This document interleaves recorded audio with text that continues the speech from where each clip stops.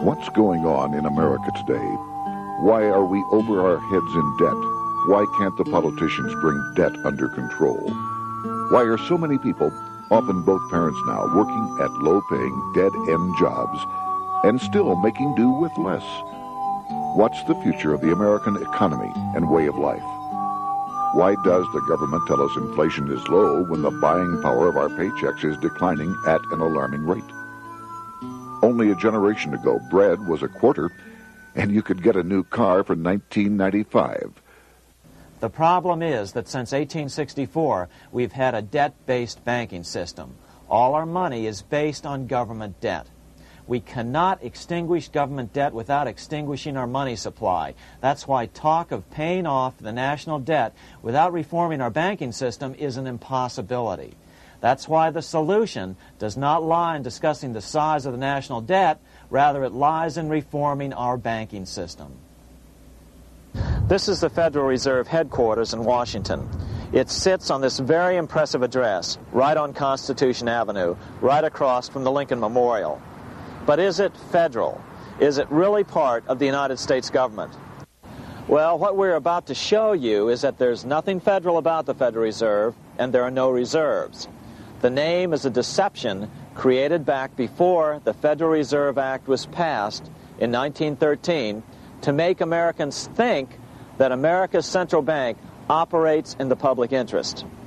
The truth is that the Federal Reserve is a private bank owned by private stockholders and run purely for their private profit. That's exactly correct. The Fed is a privately owned for-profit corporation which, again, has no reserves, at least no reserves available to back up the Federal Reserve notes, which is our common currency. Oh, absolutely. The Federal Reserve is neither federal and has doubtful reserves. It's a private bank that is owned by member banks. And it was chartered under the guise of deceit by an act of Congress in 1913.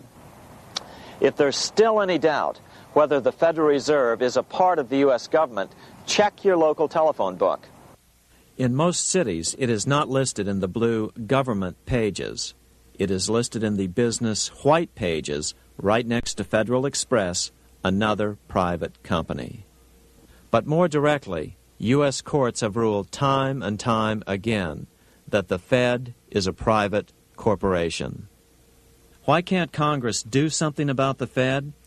Most members of Congress just don't understand the system, and the few who do are afraid to speak up. For example, initially a veteran congressman from Chicago asked us if he could be interviewed for this video. However, both times our camera crew arrived at his office to do the interview, this was all we were able to film. The congressman never appeared, and eventually decided he no longer wanted to participate. But a few others in Congress have been bolder over the years. Here are 3 quick examples.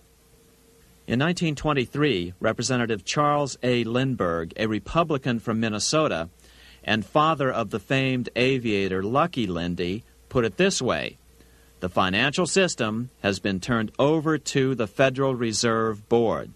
That board administers the finance system by authority of a purely profiteering group. The system is private, conducted for the sole purpose of obtaining the greatest possible profits from the use of other people's money.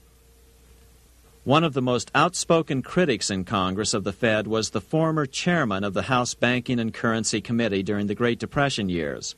Lewis T. McFadden, Republican of Pennsylvania, said in 1932, "We have in this country one of the most corrupt institutions the world has ever known. I refer to the Federal Reserve Board. This evil institution has impoverished the people of the United States and has practically bankrupted our government. It has done this through the corrupt practices of the moneyed vultures who control it." Senator Barry Goldwater was a frequent critic of the Fed. Most Americans have no real understanding of the operation of the international moneylenders. The accounts of the Federal Reserve System have never been audited. It operates outside the control of Congress and manipulates the credit of the United States. The Federal Reserve really even though it is not part of the federal government, it is more powerful than the federal government. It's more powerful than the president, the Congress, and the courts. Now, a lot of people challenge me on that, but let me prove my case. The Federal Reserve determines what the average person's car payment is going to be, what their house payment is going to be, and whether they have a job or not. And I submit to you that that's total control. And the Federal Reserve is the largest single creditor of the United States government. What does Proverbs tell us? The borrower is servant to the lender. What one has to understand is that from the day the Constitution was adopted right up to today, the folks who profit from privately owned central banks, as Madison called them, the money changers, have fought a running battle for control over who gets to print America's money. Why is who prints the money so important? Think of money as just another commodity. If you have a monopoly on a commodity that everyone needs, everyone wants, and nobody has enough of, there are lots of ways to make a profit, and also exert tremendous political influence. That's what this battle is all about. Throughout the history of the United States, the money power has gone back and forth between Congress and some sort of privately owned central bank. The Founding Fathers knew the evils of a privately owned central bank. First of all, they had seen how the privately owned British central bank, the Bank of England, had run up the British national debt to such an extent that Parliament had been forced to place unfair taxes on the American colonies. In fact, as we'll see later, Ben Franklin claimed that this was the real cause of the American Revolution. Most of the Founding Fathers realized the potential dangers of banking and feared bankers' accumulation of wealth and power. Jefferson put it this way: I sincerely believe that banking institutions are more dangerous to our liberties than standing armies.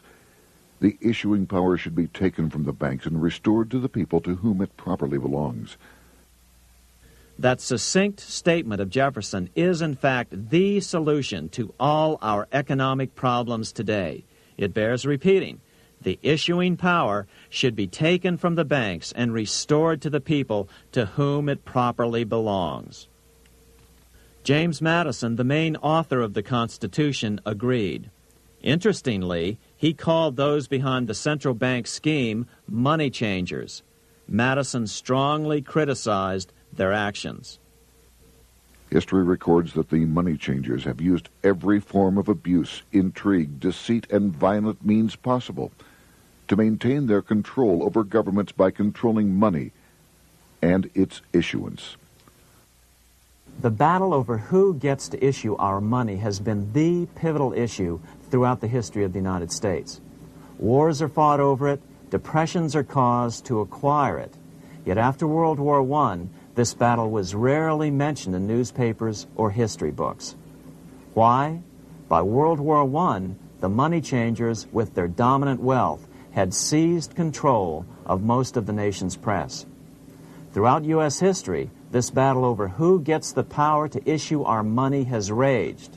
In fact, it's changed hands back and forth 8 times since 1764, yet this fact has virtually vanished from public view for over 3 generations behind a smokescreen emitted by Fed cheerleaders in the media.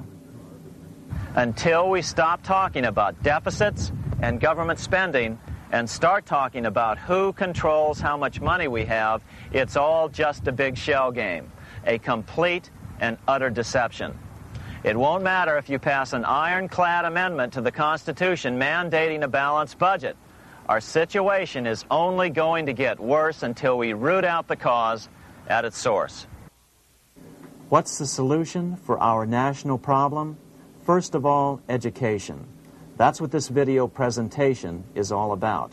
But secondly, we must act. We must take back the power to issue our own money. Issuing our own money is not a radical solution. I want to stress that. It's the same solution used at different points in U.S. history by men like Benjamin Franklin, Thomas Jefferson, Andrew Jackson, Martin Van Buren, and Abraham Lincoln.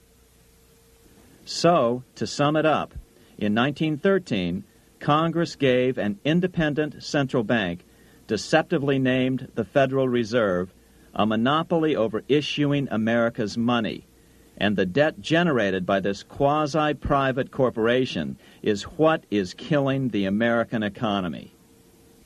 Though the Federal Reserve is now the most powerful central bank in the world, it was not the first. So where did this idea come from? To really understand the magnitude of the problem, we have to travel back to Europe. Just who are these money changers James Madison spoke of? In the Bible, 2,000 years ago, Jesus drove the money changers from the temple. It was the only time Jesus used force during his ministry. What were money changers doing in the temple? When Jews came to Jerusalem to pay their temple tax, they could only pay it with a special coin, the half shekel of the sanctuary. This was a half ounce of pure silver about this size. It was the only coin around at that time which was pure silver and of assured weight without the image of a pagan emperor. Therefore, to Jews, the half shekel was the only coin acceptable to God. But these coins were not plentiful. The money changers had cornered the market on them. Then they raised the price, just like any other commodity, to whatever the market would bear. In other words, money changers were making exorbitant profits because they held a virtual monopoly on money. The Jews had to pay whatever they demanded. To Jesus, this totally violated the sanctity of God's house.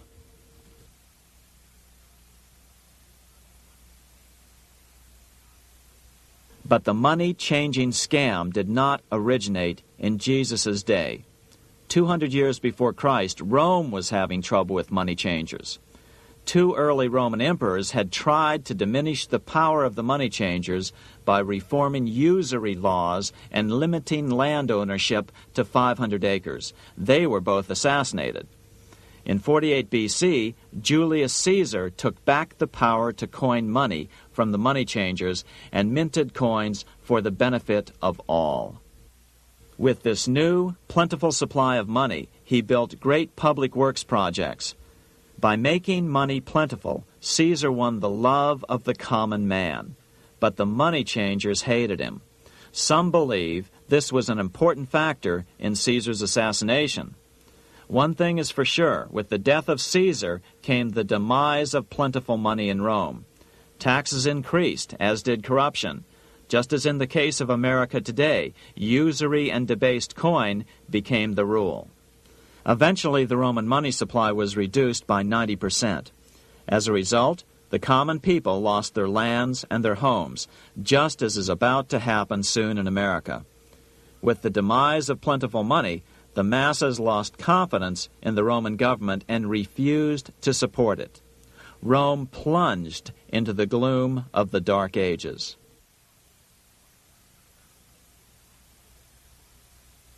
A 1,000 years after the death of Christ, money changers, those who loan out and manipulate the quantity of money, were active in medieval England. In fact, they were so active that acting together, they could manipulate the entire English economy. These were not bankers per se. The money changers generally were the goldsmiths. They were the first bankers because they started keeping other people's gold for safekeeping in their vaults. The first paper money was merely a receipt for gold left at the goldsmith.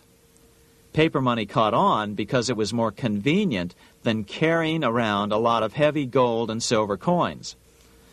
Eventually, goldsmiths noticed that only a small fraction of the depositors ever came in and demanded their gold at any one time.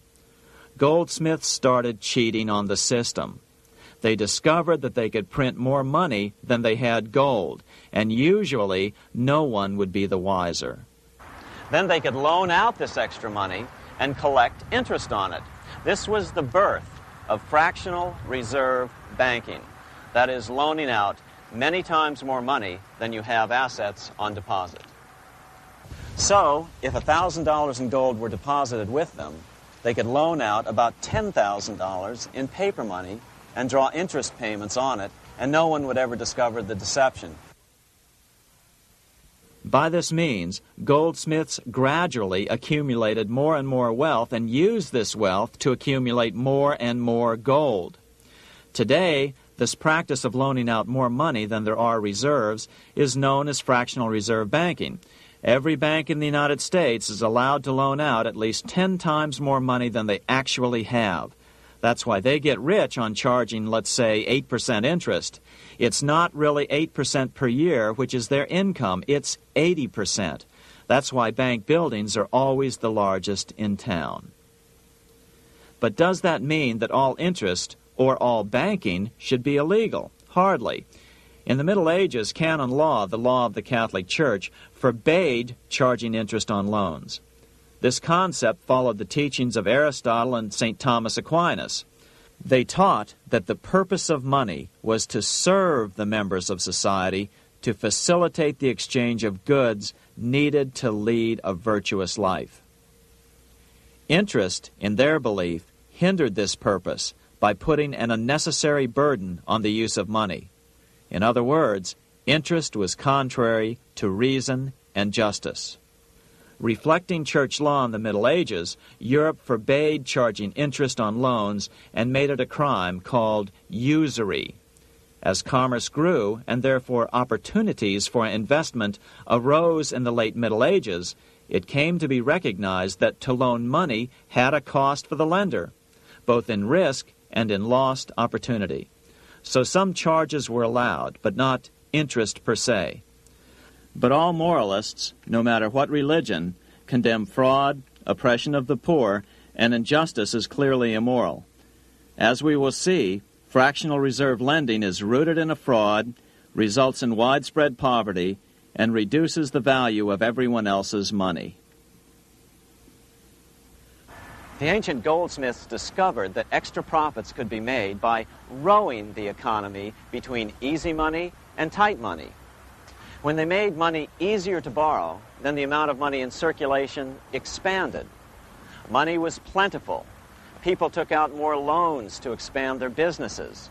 But then the money changers would tighten the money supply. They would make loans more difficult to get. What would happen? Just what happens today. A certain percentage of people could not repay their previous loans and could not take out new loans to repay the old ones. Therefore, they went bankrupt and had to sell their assets to the goldsmiths for pennies on the dollar. The same thing is still going on today. Only today, we call this rowing of the economy up and down the business cycle. Like Julius Caesar, King Henry I of England finally resolved to take the money power away from the goldsmiths about 1100 A.D. Henry could have used anything as money, seashells, feathers, or even yak dung, as is often done in remote Tibetan provinces. But he invented one of the most unusual money systems in history. It was called the tally stick system. Here I have one of the few surviving examples of this form of British money, which lasted 726 years until 1826, a tally stick. The tally system was adopted to avoid the monetary manipulation of the goldsmiths. Tally sticks were money fabricated out of sticks of polished wood. Notches were cut along one edge of the stick to indicate the denominations. Then the stick was split lengthwise through the notches so that both pieces still had a record of the notches. The king kept one half to protect against counterfeiting. Then he would spend the other half into the economy and they would circulate as money. This particular tally stick is huge. It represented 25,000 pounds. One of the original stockholders in the Bank of England purchased his original shares with this stick. In other words, he bought shares in the world's richest and most powerful corporation with a stick of wood. It's ironic that after its formation in 1694, the Bank of England attacked the tally stick system because it was money outside the power of the money changers, just as King Henry had wanted it to be. Why do people accept sticks of wood for money? That's a great question. Throughout history, people traded anything they thought had value and used as money. You see, the secret is that money is only what people agree on to use as money. What's our paper money today? It's really just paper. But here's the trick. King Henry ordered that tally sticks had to be used to pay the king's taxes. This built-in demand for tally sticks immediately made them circulate and be accepted as money. And they worked well. In fact, no other form of money has worked so well for so long as tally sticks. Keep in mind, the British Empire was built under the tally stick system. The tally stick system succeeded despite the fact that the money changers constantly attacked it by offering the metal coin system as competition. In other words, metal coins never went completely out of circulation, but tally sticks hung on because they were good for the payment of taxes. Finally, in the 1500s, King Henry VIII relaxed the laws concerning usury, and the money changers wasted no time reasserting themselves. They quickly made their gold and silver money plentiful for a few decades. But when Queen Mary took the throne and tightened the usury laws again, the money changers renewed the hoarding of gold and silver coins, forcing the economy to plummet. When Queen Mary's sister, Queen Elizabeth I, took the throne, she was determined to regain control over English money. Her solution was to issue gold and silver coins from the public treasury and take the control over the money supply away from the money changers. Although control over money was not the only cause of the English Revolution in 1642, religious differences fueled the conflict. Monetary policy played a major role. Financed by the money changers, Oliver Cromwell finally overthrew King Charles, purged the Parliament, and put the king to death. The money changers were immediately allowed to consolidate their financial power. The result was that for the next 50 years, the money changers plunged Great Britain into a series of costly wars. They took over a square mile of property in the center of London, known as the City of London. This area today is still known as one of the three predominant financial centers of the world. Conflicts with the Stuart kings led the money changers in England to combine with those in the Netherlands to finance the invasion of William of Orange, who overthrew the Stuarts in 1688 and took the English throne.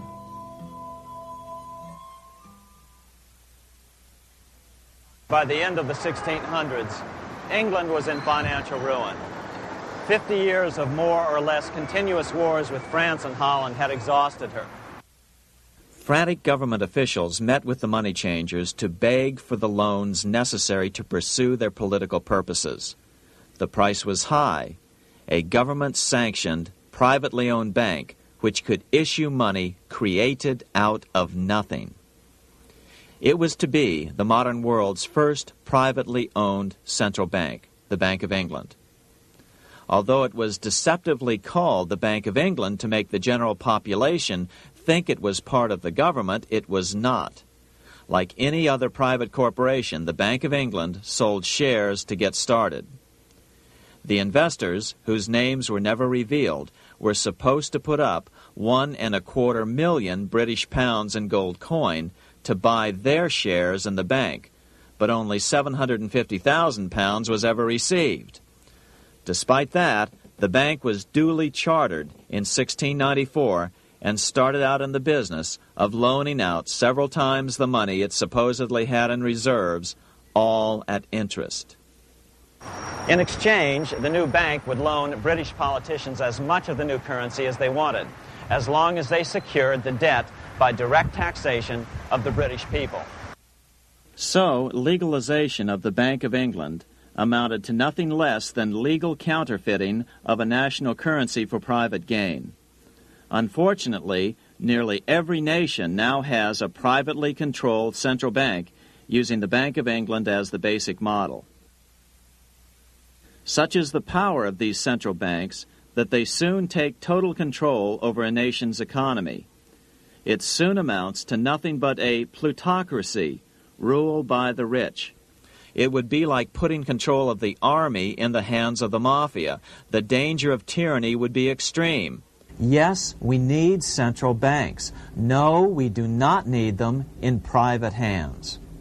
The central bank scam is really a hidden tax. The nation sells bonds to the central bank to pay for things it does not have the political will to raise taxes to pay for. But the bonds are purchased with money the central bank creates out of nothing. More money in circulation makes your money worth less. The government gets as much money as it needs, and the people pay for it in inflation. The beauty of the plan is that not one person in 1,000 can figure it out because it's usually hidden behind complex-sounding economics gibberish. With the formation of the Bank of England, the nation was soon awash in money. Prices throughout the country doubled. Massive loans were granted for just about any wild scheme. One venture proposed to drain the Red Sea to recover gold supposedly lost when the Egyptian army drowned pursuing Moses and the Israelites. By 1698, government debt grew from the initial £1.25 million to £16 million. Naturally, taxes were increased and then increased again to pay for all of this. With the British money supply firmly in their grip, the British economy began a wild roller coaster series of booms and depressions, exactly the sort of thing a central bank claims it is determined to prevent. There are two things which I think are intrinsic not just to the Bank of England, but to central banking generally. The first is an involvement in the formulation of monetary policy with the specific objective of achieving monetary stability. However, since the Bank of England took control, the British pound has rarely been stable. Now let's take a look at the role of the Rothschild family, the family said to be the wealthiest in the world.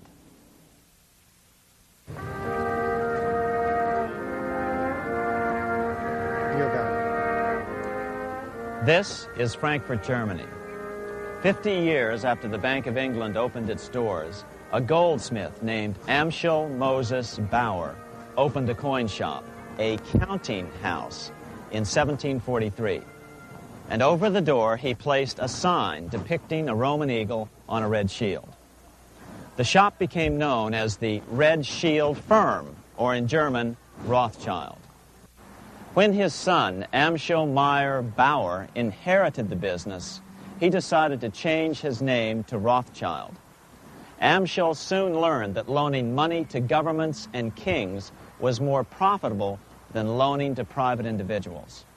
Not only were the loans bigger, but they were secured by the nation's taxes. Mayer Rothschild had 5 sons. He trained them all in the skills of money creation, then sent them out to the major capitals of Europe to open branch offices of the family banking business. His first son, Amschel Meyer, stayed in Frankfurt to mind the hometown bank. His second son, Solomon, was sent to Vienna. His third son, Nathan, was clearly the most clever. He was sent to London at age 21 in 1798, 100 years after the founding of the Bank of England. His fourth son, Karl, went to Naples, and his fifth son, Jacob, went to Paris.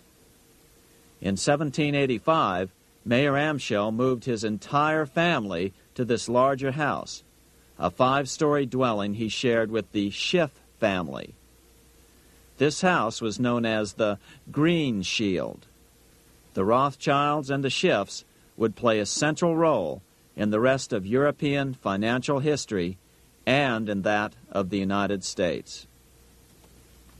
The Rothschilds broke into dealings with European royalty here at Wilhelmshof, the palace of the wealthiest man in Germany, in fact, the wealthiest monarch in all Europe, Prince William of Hesse-Kassel. At first, the Rothschilds were only helping William speculate in precious coins. But when Napoleon chased Prince William into exile, he sent £550,000, a gigantic sum at that time, to Nathan Rothschild in London with instructions for him to buy consols, British government bonds, also called government stock. But Rothschild used the money for his own purposes. With Napoleon on the loose, the opportunities of wartime investments were nearly limitless. William returned here sometime prior to the Battle of Waterloo in 1815. He summoned Rothschild and demanded his money back. The Rothschilds returned William's money with the interest the British consuls would have paid him had the investment actually been made. But the Rothschilds kept all the past profits they had made using William's money. Nathan Rothschild later bragged that in the 17 years he'd been in England, he'd increased his original £20,000 stake given to him by his father by 2,500 times. By cooperating within the family, the Rothschilds soon grew unbelievably wealthy. By the mid-1800s, they dominated all European banking and were certainly the wealthiest family in the world. They financed Cecil Rhodes, making it possible for him to establish a monopoly over the diamond and gold fields of South Africa. In America, they financed the Harrimans and railroads, the Vanderbilts and railroads and the press, and Carnegie in the steel industry, among many others. In fact, during World War I, J.P. Morgan was thought to be the richest man in America. But after his death, it was discovered that he was actually only a lieutenant of the Rothschilds. Once Morgan's will was made public, it was discovered that he owned only 19% of J.P. Morgan companies. By 1850, James Rothschild, the heir of the French branch of the family, was said to be worth 600 million French francs, 150 million more than all the other bankers in France put together. He built this mansion called Ferrier, just east of Paris. Wilhelm I, on seeing it, exclaimed, "Kings couldn't afford this. It could only belong to a Rothschild."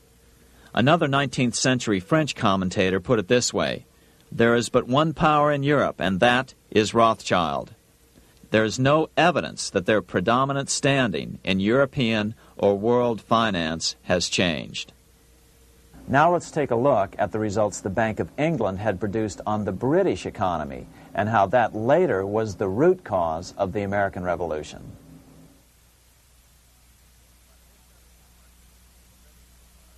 By the mid-1700s, the British Empire was nearing its height of power around the world. But Britain had fought 4 costly wars in Europe since the creation of their privately owned central bank, the Bank of England. The cost had been high. To finance these wars, the British Parliament here had borrowed heavily from the bank. By the mid-1700s, the government's debt here in Britain was £140 million, a staggering sum for those days. Consequently, the British government embarked on a program of trying to raise revenues from their American colonies in order to make their interest payments to the bank. But in America, it was a different story. The scourge of a privately owned central bank had not yet hit. This is Independence Hall in Philadelphia, where the Declaration of Independence and Constitution were signed. In the mid-1700s, pre-revolutionary America was still relatively poor. There was a severe shortage of precious metal coins to trade for goods, so the early colonists were forced to experiment with printing their own homegrown paper money. Some of these experiments were successful. Franklin was a big supporter of the colonies printing their own paper money. In 1757, Franklin was sent to London. He ended up staying for the next 18 years here, nearly until the start of the American Revolution. During this period, the American colonies began to issue their own money. Called colonial scrip, the endeavor was very successful. It provided a reliable medium of exchange, and it also helped to provide a feeling of unity between the colonies. Remember, colonial scrip was just paper money, debt-free money, printed in the public interest, and not backed by gold or silver coin. In other words, it was a totally fiat currency. One day, officials of the Bank of England asked Franklin how he would account for the newfound prosperity of the colonies. Without hesitation, he replied, "That is simple. In the colonies we issue our own money. It is called colonial scrip. We issue it in proper proportion to the demands of trade and industry to make the products pass easily from the producers to the consumers. In this manner, creating for ourselves our own paper money, we control its purchasing power, and we have no interest to pay to no one." This was just common sense to Franklin, but you can imagine the impact it had on the Bank of England. America had learned the secret of money, and that genie had to be returned to its bottle as soon as possible.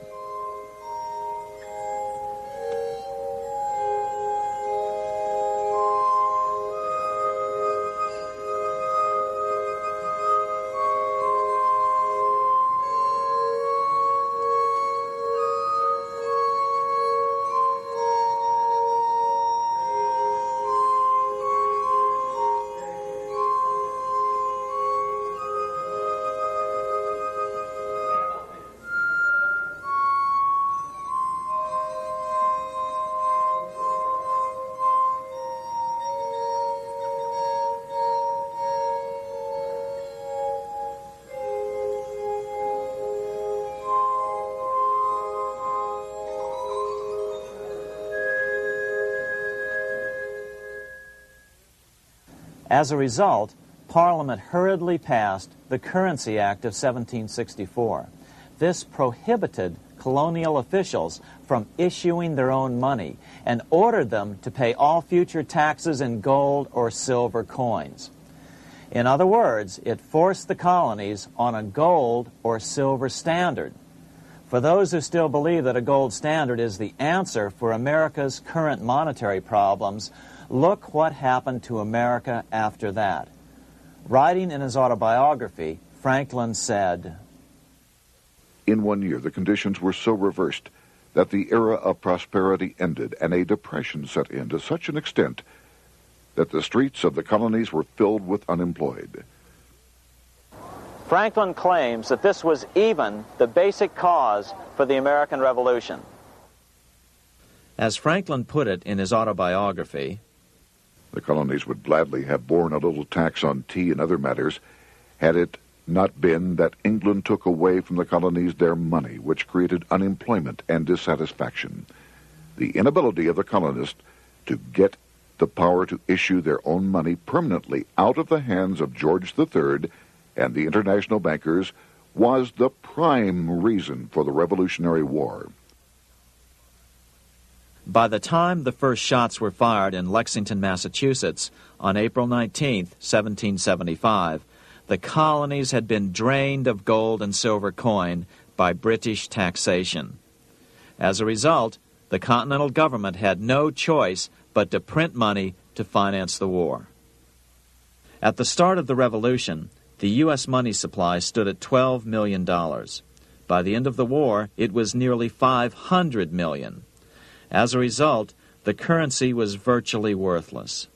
Shoes sold for $5,000 a pair. Colonial scrip had worked because just enough was issued to facilitate trade. As George Washington lamented, "A wagon load of money will scarcely purchase a wagon load of provisions." Today, those who support a gold-backed currency point to this period during the Revolution to demonstrate the evils of a fiat currency. But remember, the same currency had worked so well 20 years earlier during times of peace that the Bank of England had Parliament outlaw it. Towards the end of the Revolution, the Continental Congress, meeting here at Independence Hall, grew desperate for money. In 1781, they allowed Robert Morris, their financial superintendent, to open a privately owned central bank. Incidentally, Morris was a wealthy man who had grown wealthier during the Revolution by trading in war materials. Called the Bank of North America, the new bank was closely modeled after the Bank of England. It was allowed to practice fractional reserve banking. That is, it could lend out money it didn't have, then charge interest on it. If you or I were to do that, we would be charged with fraud, a felony. The bank's charter called for private investors to put up $400,000 worth of initial capital. But when Morris was unable to raise the money, he brazenly used his political influence to have gold deposited in the bank, which had been loaned to America by France. He then loaned this money to himself and his friends to reinvest in shares of the bank. And, like the Bank of England, the bank was given a monopoly over the national currency. Soon the dangers became clear.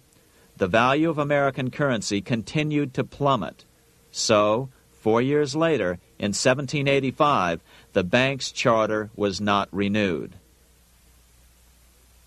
The leader of the effort to kill the bank, William Findley of Pennsylvania, explained the problem this way, quote, "This institution, having no principle but that of avarice, will never be varied in its object, to engross all the wealth, power, and influence of the state."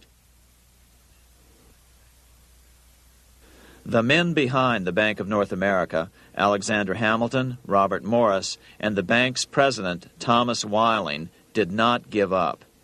Only 6 years later, Hamilton, then Secretary of the Treasury, and his mentor, Morris, rammed a new privately owned central bank through the new Congress. Called the first bank of the United States, Thomas Whiling again served as the bank's president. The players were the same, only the name of the bank was changed.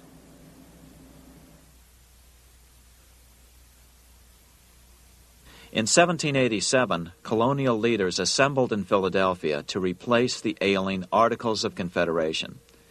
As we saw earlier, both Thomas Jefferson and James Madison were unalterably opposed to a privately owned central bank.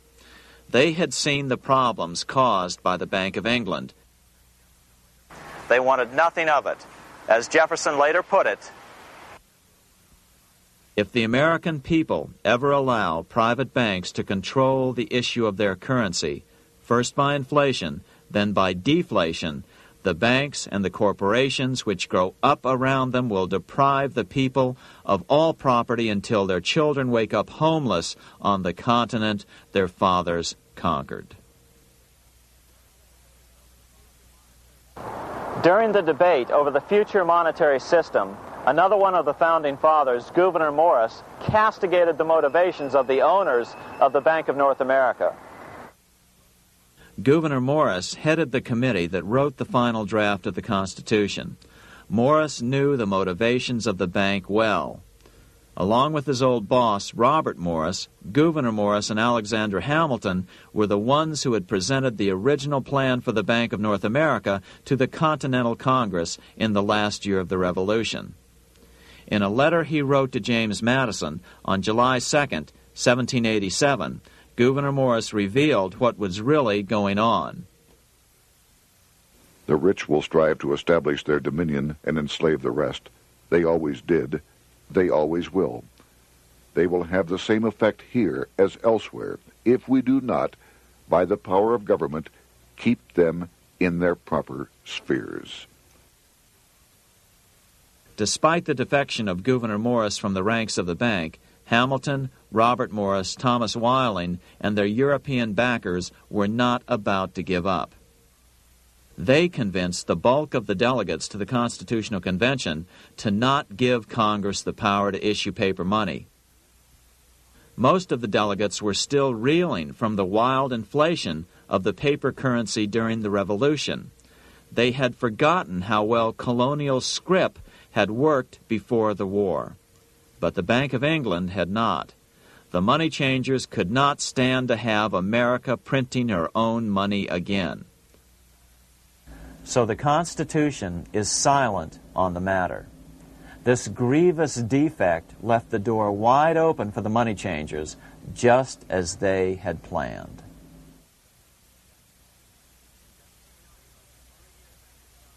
In 1790, less than 3 years after the Constitution had been signed, the money changers struck again. The newly appointed first Secretary of the Treasury, Alexander Hamilton, proposed a bill to the Congress calling for a new, privately owned central bank. Coincidentally, that was the very year that Amschel Rothschild made his pronouncement from his flagship bank in Frankfurt. Let me issue and control a nation's money, and I care not who writes the laws. Alexander Hamilton was a tool of the international bankers, and he wanted to create the U.S. Bank, the BUS, or the Bank of the United States, and did so. Interestingly, one of Hamilton's first jobs after graduating from law school in 1782 was as an aide to Robert Morris, the head of the Bank of North America. In fact, the year before, Hamilton had written Morris a letter saying, "A national debt, if it is not excessive, will be to us a national blessing." A blessing to whom? After a year of intense debate, in 1791, Congress passed the bill and gave it a 20-year charter. The new bank was to be called the First Bank of the United States, or BUS. Here we are in front of the First Bank of the United States in Philadelphia. The bank was given a monopoly on printing U.S. currency, even though 80% of its stock would be held by private investors. The other 20% would be purchased by the U.S. government. But the reason was not to give the government a piece of the action. It was to provide the capital for the other 80% owners. As with the old Bank of North America and the Bank of England before that, the stockholders never paid the full amount for their shares. The U.S. government put up their initial $2 million in cash. Then the bank, through the old magic of fractional reserve lending, made loans to its charter investors so they could come up with the remaining $8 million of capital needed for this risk-free investment. Like the Bank of England, the name of the Bank of the United States was deliberately chosen to hide the fact that it was privately controlled. And like the Bank of England, the names of the investors in the bank were never revealed. Many years later, it was a common saying that the Rothschilds were the power behind the old Bank of the United States. The bank was sold to Congress as a way to bring stability to the banking system and eliminate inflation. So what happened? Over the first 5 years, the U.S. government borrowed $8.2 million from the Bank of the United States. In the same 5-year period, prices rose by 72%. Jefferson, as the new Secretary of State, watched the borrowing with sadness and frustration, unable to stop it. I wish it were possible to obtain a single amendment to our Constitution, taking from the federal government the power of borrowing. Millions of Americans feel the same way today. They watch in helpless frustration as the federal government borrows the American economy into oblivion. So, although it was called the First Bank of the United States, it was not the first attempt at a privately owned central bank in this country.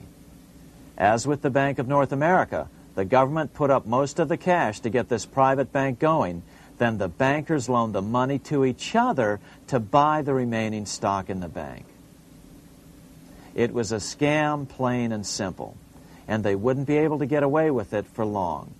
But first, we have to travel back to Europe to see how a single man was able to manipulate the entire British economy by obtaining the first news of Napoleon's final defeat.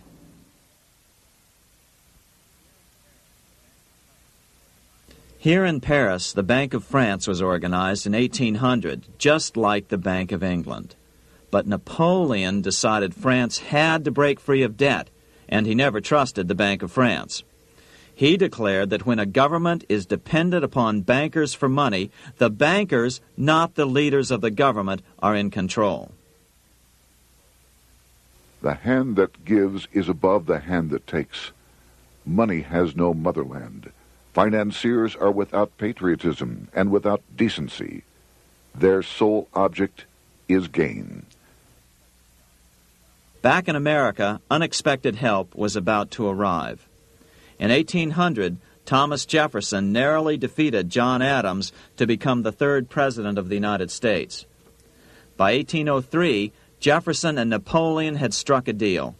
The U.S. would give Napoleon $3 million in gold in exchange for a huge chunk of territory west of the Mississippi River, the Louisiana Purchase. With that $3 million, Napoleon quickly forged an army and set off across Europe, conquering everything in his path. But the Bank of England quickly rose to oppose him. They financed every nation in his path, reaping the enormous profits of war. Prussia, Austria, and finally Russia all went heavily into debt in a futile attempt to stop Napoleon. 4 years later, with the main French army in Russia, 30-year-old Nathan Rothschild, the head of the London office of the Rothschild family, personally took charge of a bold plan to smuggle a much-needed shipment of gold right through France to finance an attack by the Duke of Wellington from Spain. Nathan later bragged at a dinner party in London that it was the best business he'd ever done. Little did he know that he would do much better business in the near future. Wellington's attacks from the south and other defeats eventually forced Napoleon to abdicate, and Louis XVIII was crowned king. Napoleon was exiled to Elba, a tiny island off the coast of Italy, supposedly exiled from France forever. While Napoleon was in exile on Elba, temporarily defeated by England with the financial help of the Rothschilds, America was trying to break free of its central bank as well.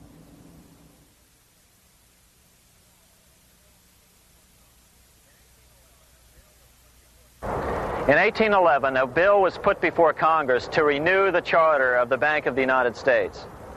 The debate grew very heated, and the legislatures of both Pennsylvania and Virginia passed resolutions asking Congress to kill the bank. The press corps of the day attacked the bank openly, calling it a great swindle, a vulture, a viper, and a cobra.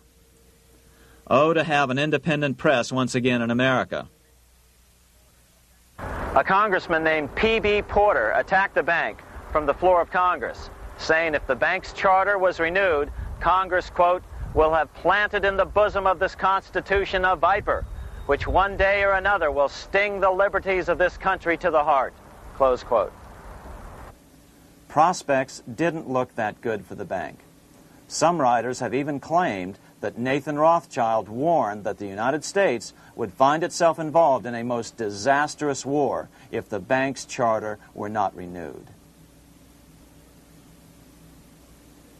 But it wasn't enough. When the smoke had cleared, the renewal bill was defeated by a single vote in the House and was deadlocked in the Senate.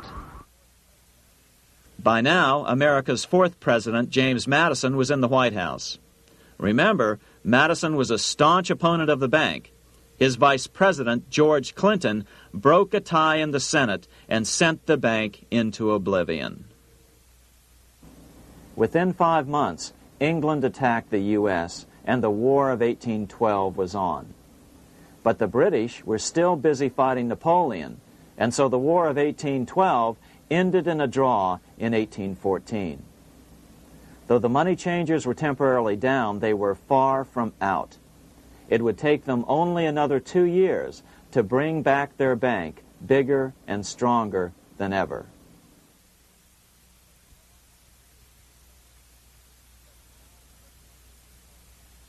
But now let's return to Napoleon, because nothing else in history more aptly demonstrates the ingenuity of the Rothschild family than their control of the British stock market after Waterloo. In 1815, a year after the end of the War of 1812 in America, Napoleon escaped his exile and returned to Paris.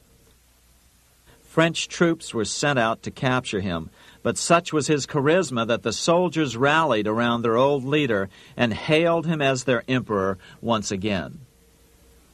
In March of 1815, Napoleon equipped an army which Britain's Duke of Wellington defeated less than 90 days later at Waterloo. Some writers claim Napoleon borrowed £5 million from the Bank of England to rearm, but it appears these funds actually came from the Ouvard banking house in Paris. Nevertheless, from about this point on, it was not unusual for privately controlled central banks to finance both sides in a war.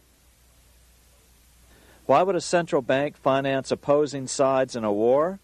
Because war is the biggest debt generator of them all. A nation will borrow any amount for victory. The ultimate loser is loaned just enough to hold out the vain hope of victory, and the ultimate winner is given enough to win. Besides, such loans are usually conditioned upon the guarantee that the victor will honor the debts of the vanquished.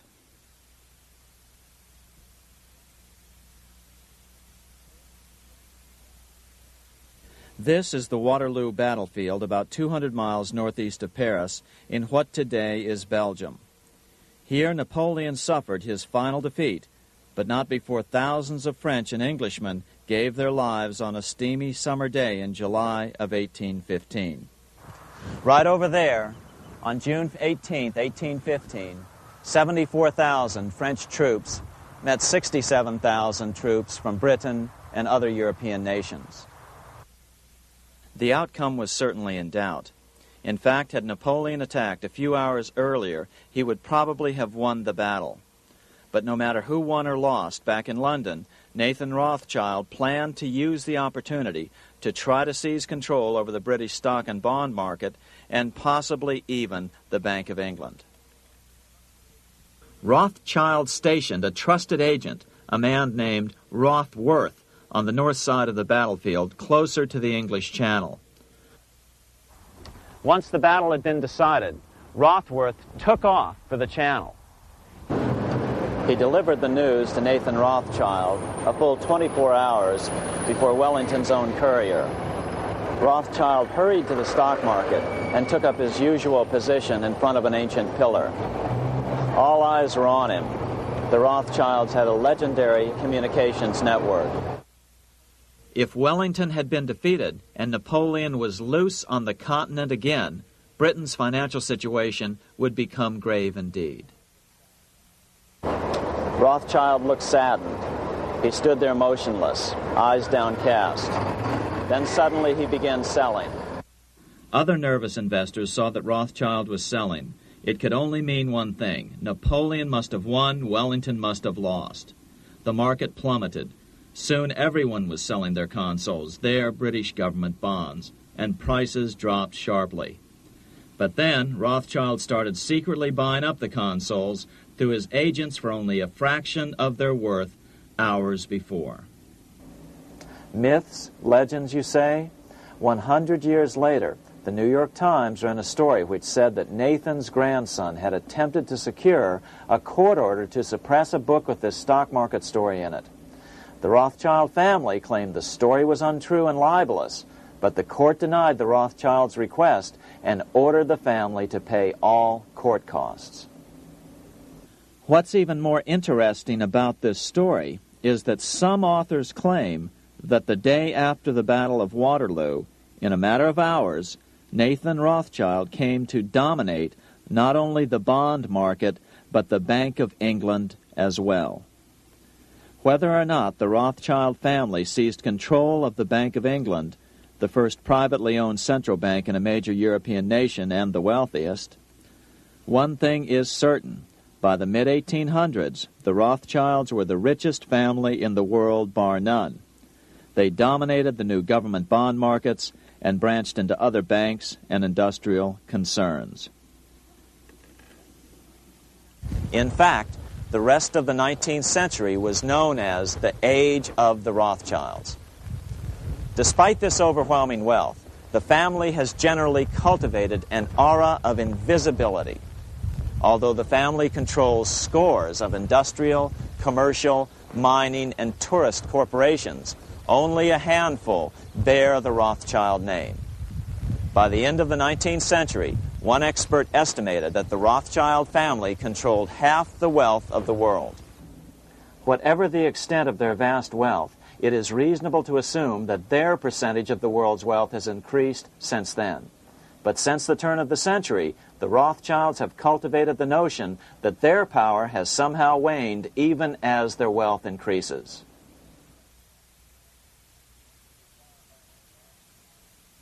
Meanwhile, back in Washington in 1816, just 1 year after Waterloo and Rothschild's alleged takeover of the Bank of England, the American Congress passed a bill permitting yet another privately owned central bank.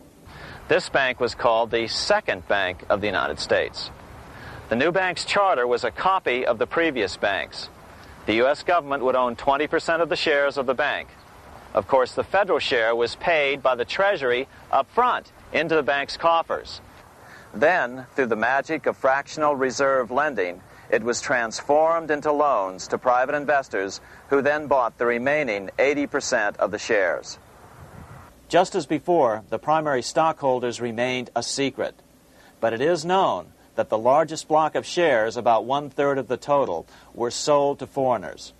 As one observer put it, it is certainly no exaggeration to say that the Second Bank of the United States was rooted as deeply in Britain as it was in America. So, by 1816, some authors claim the Rothschilds had taken control over the Bank of England and backed a new, privately owned central bank in America as well.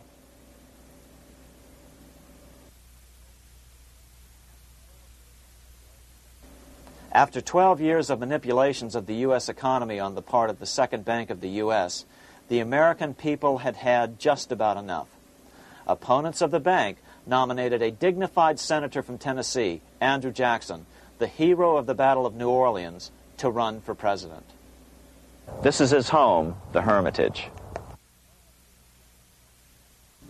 No one gave Jackson a chance initially. The bank had long ago learned how the political process could be controlled with money. To the surprise and dismay of the money changers, Jackson was swept into office in 1828. Jackson was determined to kill the bank at the first opportunity and wasted no time in trying to do so. But the bank's 20-year charter didn't come up for renewal until 1836, the last year of his second term, if he could survive that long. During his first term, Jackson contented himself with rooting out the bank's many minions from government service. He fired 2,000 of the 11,000 employees of the federal government.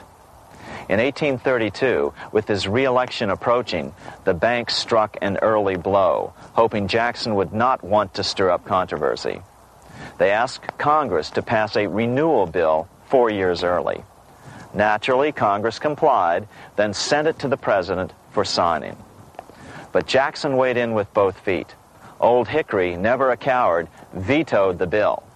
His veto message is one of the great American documents. It clearly lays out the responsibility of the American government towards its citizens, rich and poor. It is not our own citizens only who are to receive the bounty of our government. More than 8 million of the stock of this bank are held by foreigners. Is there no danger to our liberty and independence in a bank that in its nature has so little to bind it to our country?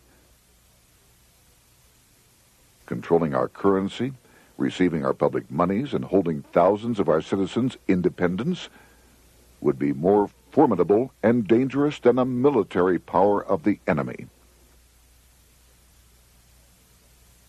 If government would confine itself to equal protection and, as heaven does its rains, shower its favor alike on the high and the low, the rich and the poor, it would be an unqualified blessing.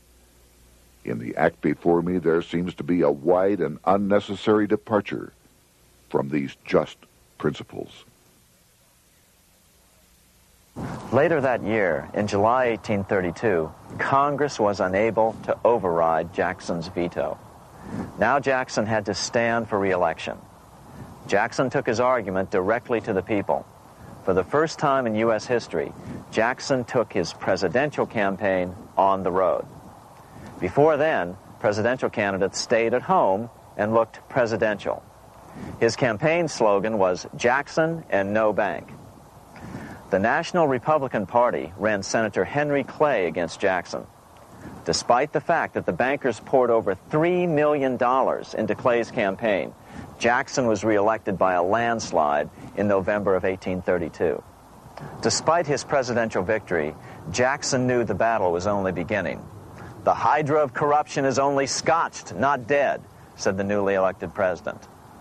Jackson ordered his new Secretary of Treasury, Lewis McLean, to start removing the government's deposits from the second bank and start placing them in state banks.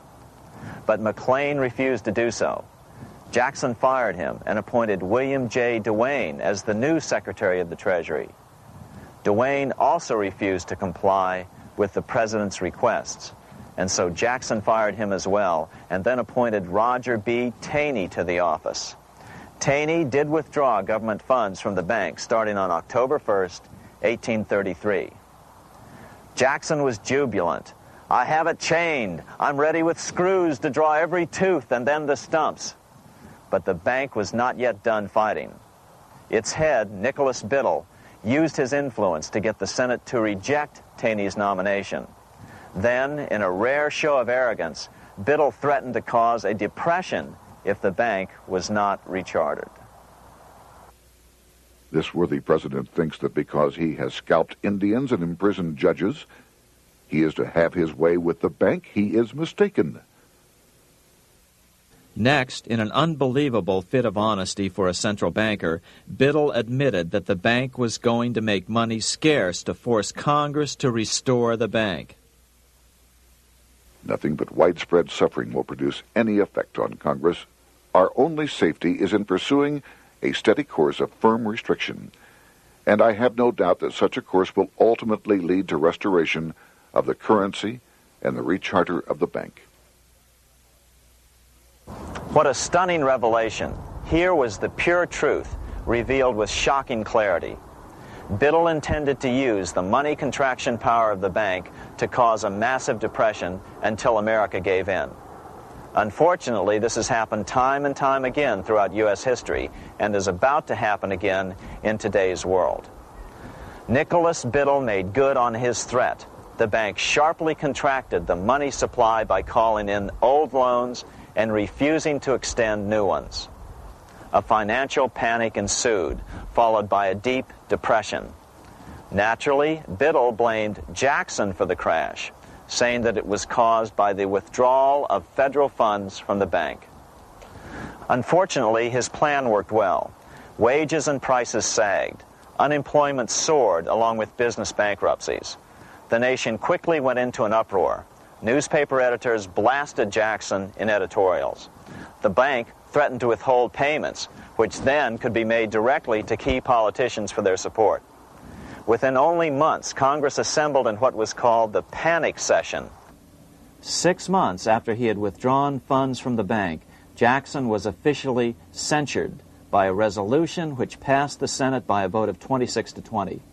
It was the first time a president had ever been censured by Congress. Jackson lashed out at the bank. "You are a den of vipers. I intend to rout you out, and by eternal God, I will rout you out." America's fate teetered on a knife edge. If Congress could muster enough votes to override Jackson's veto, the bank would be granted another 20-year monopoly or more over America's money, time enough to consolidate its already great power. Then a miracle occurred. The governor of Pennsylvania came out supporting President Jackson and strongly criticized the bank. On top of that, Biddle had been caught boasting in public about the bank's plan to crash the economy. Suddenly, the tide shifted. In April of 1834, the House of Representatives voted 134 to 82 against rechartering the bank. This was followed up by an even more lopsided vote to establish a special committee to investigate whether the bank had caused the crash. When the investigating committee arrived at the bank's door in Philadelphia, armed with a subpoena to examine the books, Biddle refused to give them up. Nor would he allow inspection of correspondence with congressmen relating to their personal loans and advances he'd made to them. He also refused to testify before the committee back in Washington. On January 8, 1835, Jackson paid off the final installment on the national debt, which had been necessitated by allowing the banks to issue currency for government bonds rather than simply issuing treasury notes without such debt. He was the only president to ever pay off the debt. A few weeks later, on January 30th, 1835, an assassin by the name of Richard Lawrence tried to shoot President Jackson, but by the grace of God, both pistols misfired. Lawrence was later found not guilty by reason of insanity. After his release, he bragged to friends that powerful people in Europe had put him up to the task and promised to protect him if he were caught. The following year, when its charter ran out, the Second Bank of the United States ceased functioning as the nation's central bank. Biddle was later arrested and charged with fraud. He was tried and acquitted, but died shortly thereafter while still tied up in civil suits. After his second term as president, Jackson retired here to the Hermitage outside of Nashville to live out his life. He is still remembered here for his determination to kill the bank.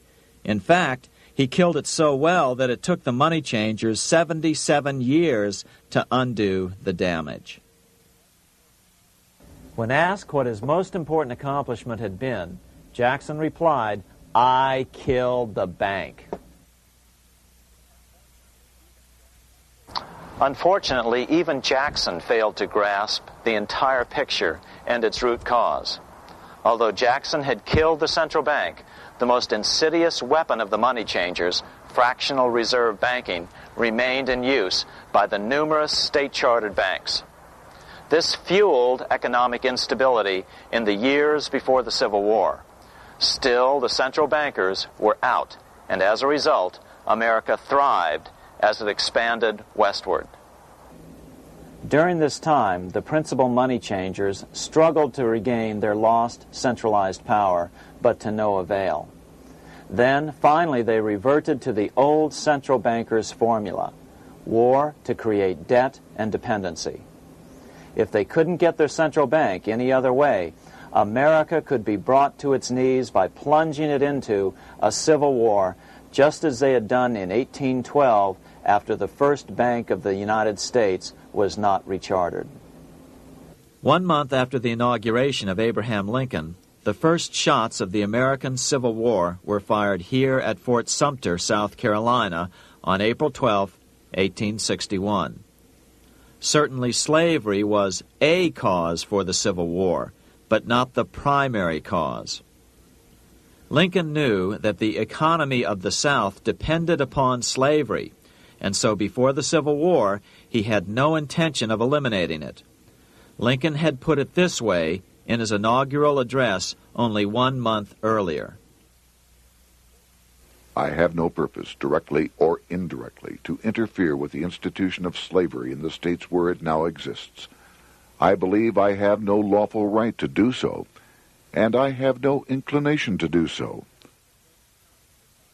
Even after the first shots were fired here at Fort Sumter, Lincoln continued to insist that the Civil War was not about the issue of slavery. My paramount objective is to save the Union, and it is not either to save or destroy slavery.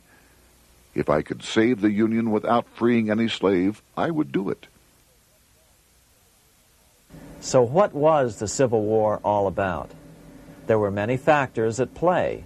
Northern industrialists had used protective tariffs to prevent the southern states from buying cheaper European goods. Europe retaliated by stopping cotton imports from the South. The southern states were in a double financial bind. They were forced to pay more for most of the necessities of life, while their income from cotton exports plummeted. The South was angry. But there were other factors at work. The money changers were still stung by America's withdrawal from their control 25 years earlier. Since then, America's wildcat economy had made the nation rich, a bad example for the rest of the world. The central bankers now saw an opportunity to split the rich new nation, to divide and conquer by war. Was this just some sort of wild conspiracy theory at the time? Well, let's take a look at what a well-placed observer of the scene had to say at the time. His name was Otto von Bismarck, Chancellor of Germany, the man who united the German states a few years later. The division of the United States into federations of equal force was decided long before the Civil War by the high financial powers of Europe. These bankers were afraid that the United States, if they remained as one bloc and as one nation, would attain economic and financial independence which would upset their financial domination over the world. Within months after the first shots here at Fort Sumter, the central bankers loaned Napoleon III of France, the nephew of the Waterloo Napoleon, 210 million francs to seize Mexico and station troops along the southern border of the U.S., taking advantage of their war to violate the Monroe Doctrine and return Mexico to colonial rule. No matter what the outcome of the Civil War, a weakened America, heavily indebted to the money changers, would open up Central and South America once again to European colonization and domination.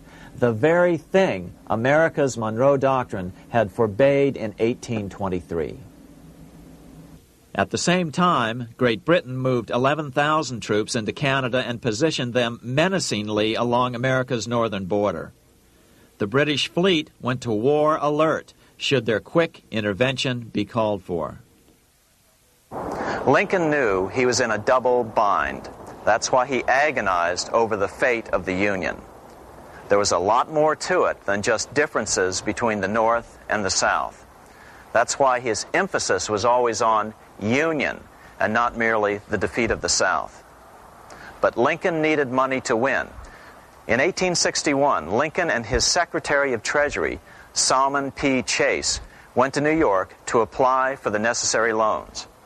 The money changers, anxious to see the Union fail, offered loans at 24 to 36% interest. Lincoln said thanks, but no thanks, and returned to Washington. Lincoln sent for an old friend, Colonel Dick Taylor of Chicago, and put him on the problem of financing the war. During one meeting, Lincoln asked Taylor what he'd discovered. Taylor put it this way.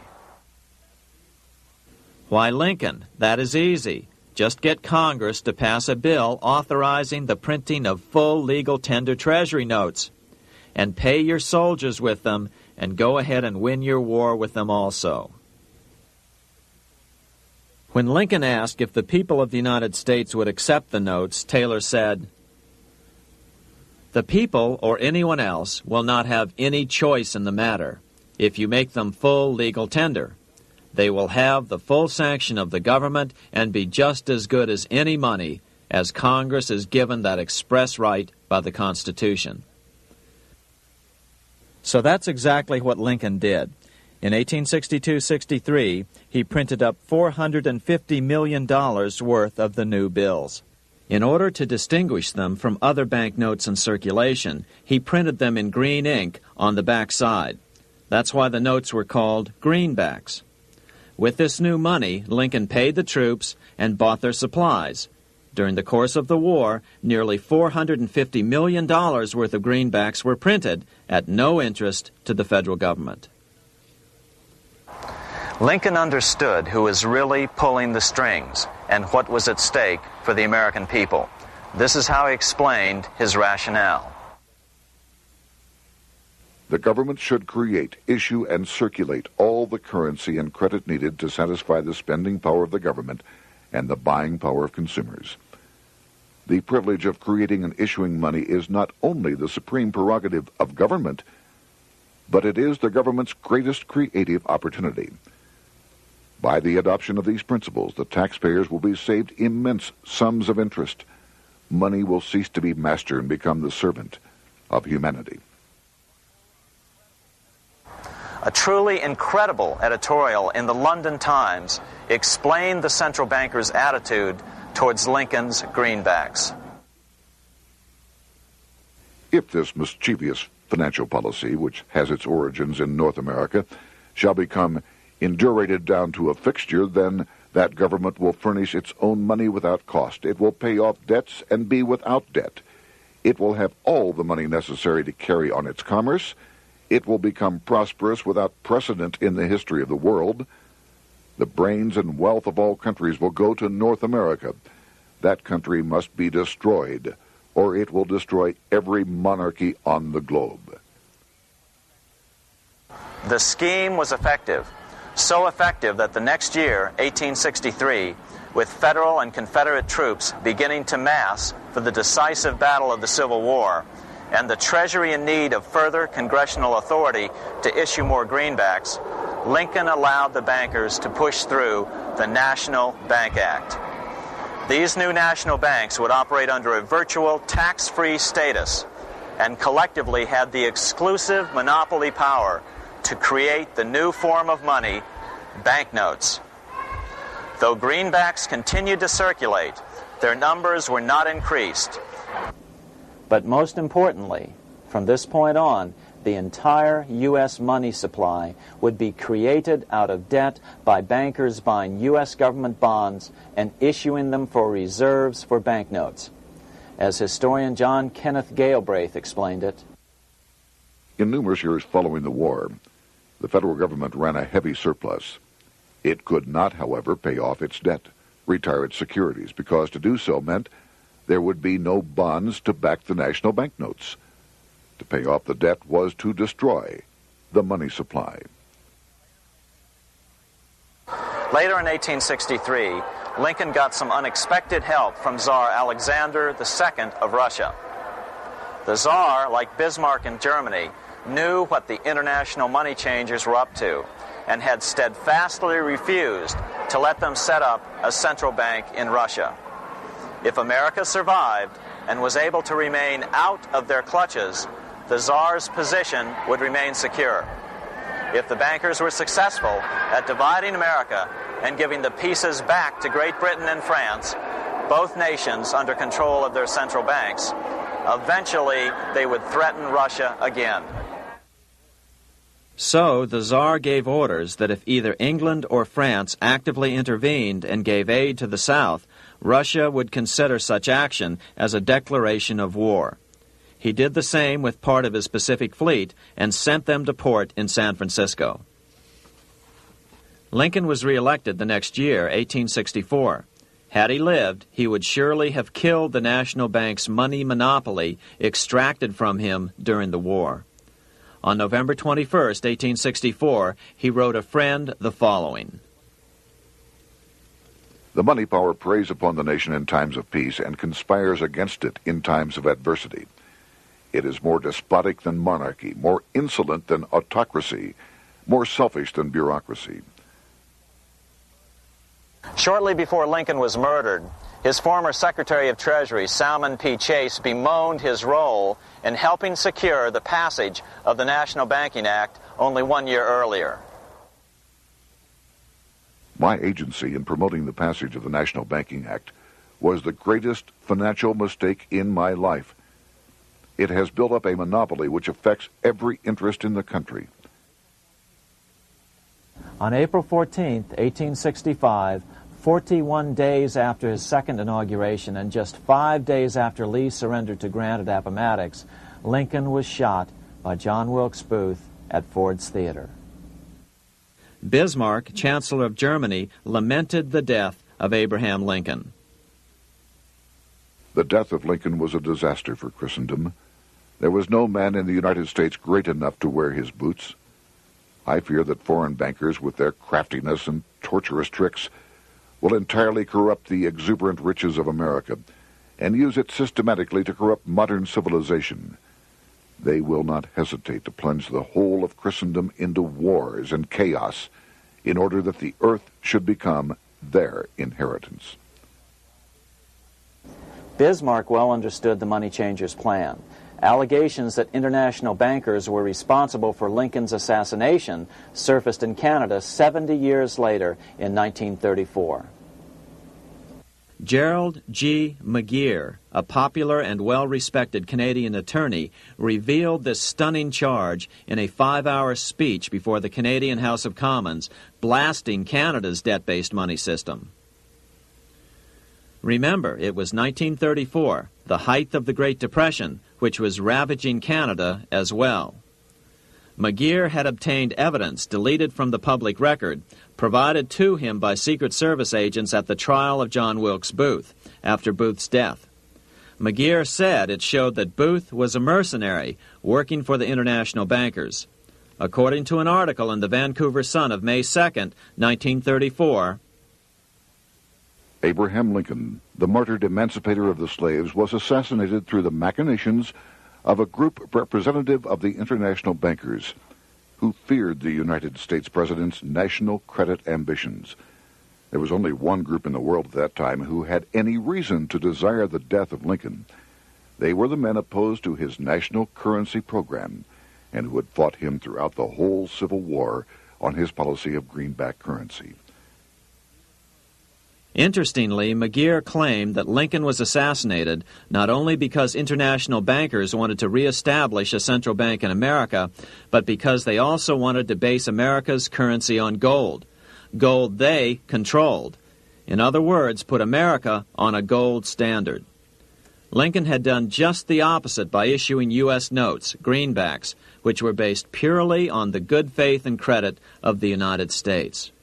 The article quoted McGeer as saying, "They were the men interested in the establishment of the gold standard and the right of the bankers to manage the currency and credit of every nation in the world.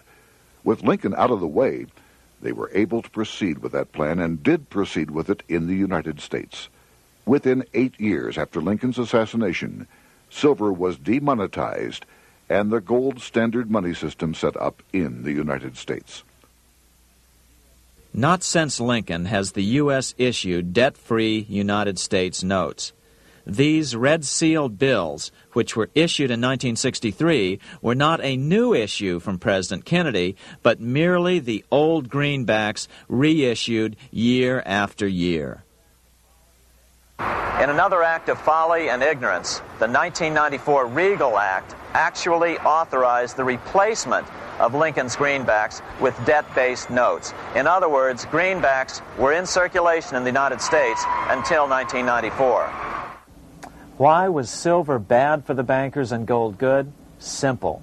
Because silver was plentiful in the United States. It was very hard to control. Gold was, and always has been, scarce. Throughout history, it has been relatively easy to monopolize gold, but silver has historically been 15 times more plentiful. With Lincoln out of the way, the money changers' next objective was to gain complete control over America's money. This was no easy task. With the opening of the American West, silver had been discovered in huge quantities. On top of that, Lincoln's greenbacks were generally popular. Despite the European central bankers' deliberate attacks on greenbacks, they continued to circulate in the United States, in fact, until a few years ago. According to historian W. Cleon Skousen, right after the Civil War, there was considerable talk about reviving Lincoln's brief experiment with the constitutional monetary system. Had not the European Money Trust intervened, it would have no doubt become an established institution. it is clear that the concept of America printing her own debt-free money sent shockwaves throughout the European central banking elite. They watched with horror as Americans clamored for more greenbacks. They may have killed Lincoln, but support for his monetary ideas grew.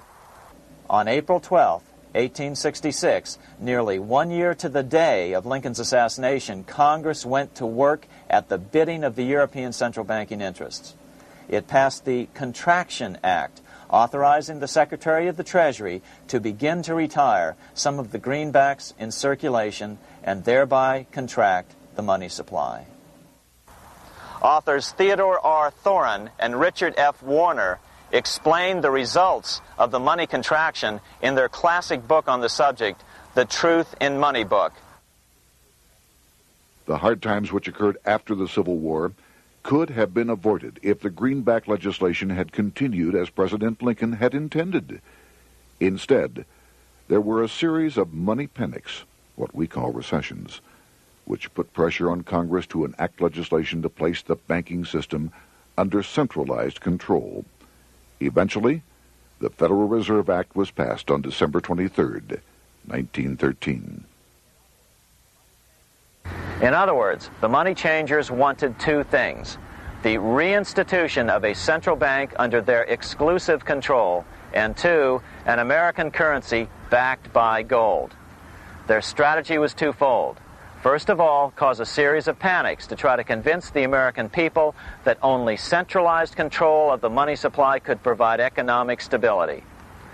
And secondly, remove so much money from the system that most Americans would be so desperately poor that they either wouldn't care or would be too weak to oppose the bankers. In 1866, there was $1.8 billion in currency in circulation in the United States, about $50.46 per capita. In 1867 alone, $500 million, $500 million, was removed from the U.S. money supply. 10 years later, in 1876, America's money supply was reduced to only $600 million. In other words, two-thirds of America's money had been called in by the bankers. Only $14.60 per capita remained in circulation. 10 years later, the money supply had been reduced to only $400 million, even though the population had boomed. The result was that only $6.67 per capita remained in circulation, a 760% loss in buying power over 20 years. Today, economists try to sell the idea that recessions and depressions are a natural part of something they call the business cycle. The truth is, our money supply is manipulated now just as it was before and after the Civil War. How did this happen? How did money become so scarce? Simple. Bank loans were called in and no new ones were given. In addition, silver coins were melted down. In 1872, a man named Ernest Scade was given 100,000 pounds, about $500,000, by the Bank of England and sent to America to bribe necessary congressmen to get silver demonetized. He was told that if that was not sufficient, to draw an additional 100,000 pounds or as much more as was necessary. The next year, Congress passed the Coinage Act of 1873, and the minting of silver dollars abruptly stopped. In fact, Representative Samuel Hooper, who introduced the bill in the House, acknowledged that Mr. Scade actually drafted the legislation. But it gets even worse than that. In 1874, Scade himself admitted who was behind the scheme. I went to America in the winter of 1872-73, authorized to secure, if I could, the passage of a bill demonetizing silver. It was in the interest of those I represented, the governors of the Bank of England, to have it done. By 1873, gold coins were the only form of coin money. But the contest over control of America's money was not yet over. Only 3 years later, in 1876, with one-third of America's workforce unemployed, the population was growing restless. People were clamoring for a return to the greenback money system of President Lincoln or a return to silver money, anything that would make money more plentiful. That year, Congress created the United States Silver Commission to study the problem. Their report clearly blamed the monetary contraction on the national bankers. The report is interesting because it compares the deliberate money contraction by the national bankers after the Civil War to the fall of the Roman Empire. The disaster of the Dark Ages was caused by decreasing money and falling prices. Without money, civilization could not have had a beginning, and with a diminishing supply, it must languish, and unless relieved, finally perish. At the Christian era, the metallic money of the Roman Empire amounted to $1,800,000,000. By the end of the 15th century, it had shrunk to less than $200 million.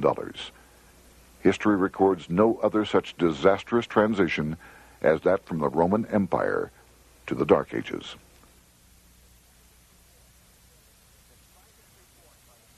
Despite this report by the Silver Commission, Congress took no action.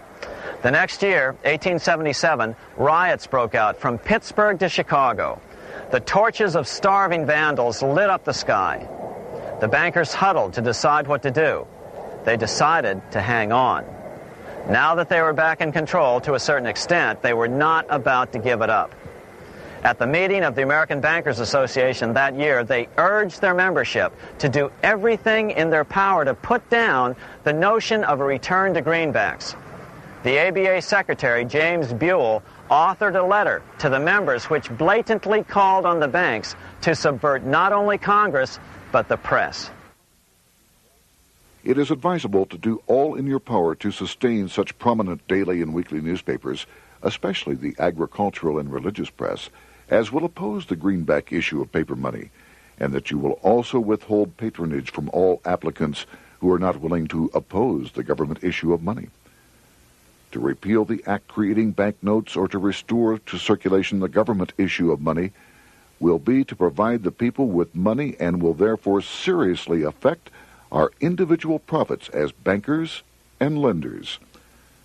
See your congressman at once and engage him to support our interest that we may control legislation. As political pressure mounted in Congress for change, the press tried to turn the American people away from the truth. The New York Tribune put it this way on January 10th, 1878.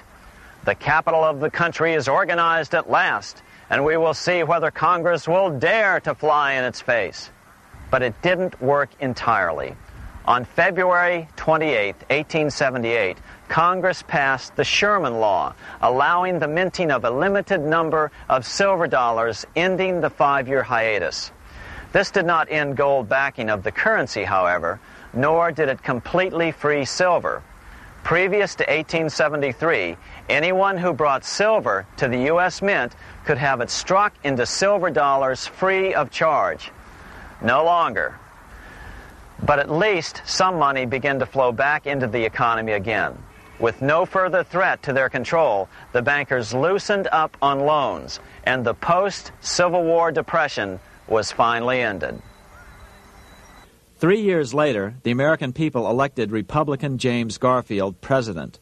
Garfield understood how the economy was being manipulated. As a congressman, he had been chairman of the Appropriations Committee and was a member of Banking and Currency. After his inauguration, he slammed the money changers publicly in 1881. Whoever controls the volume of money in any country is absolute master of all industry and commerce. And when you realize that the entire system is very easily controlled, one way or another, by a few powerful men at the top, you will not have to be told how periods of inflation and depression originate. Unfortunately, within a few weeks of making this statement, on July 2nd of 1881, President Garfield was assassinated.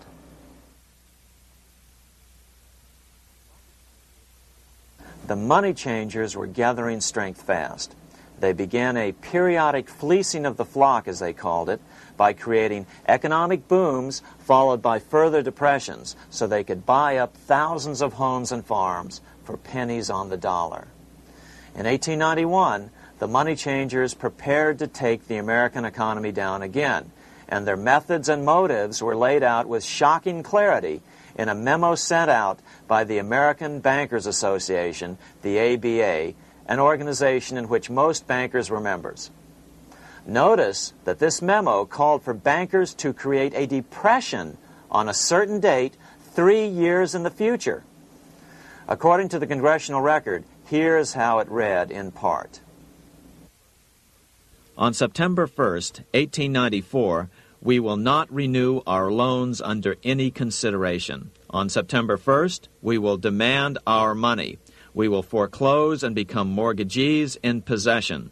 We can take 2/3 of the farms west of the Mississippi and thousands of them east of the Mississippi as well at our price. Then the farmers will become tenants, as in England. These depressions could be controlled because America was on the gold money standard. Since gold is scarce, it's one of the easiest commodities to manipulate. People wanted silver money legalized again so they could escape the stranglehold the money changers had on gold money. People wanted silver money reinstated, reversing Mr. Said's Act of 1873, by then called the Crime of 73. By 1896, the issue of more silver money had become the central issue in the presidential campaign.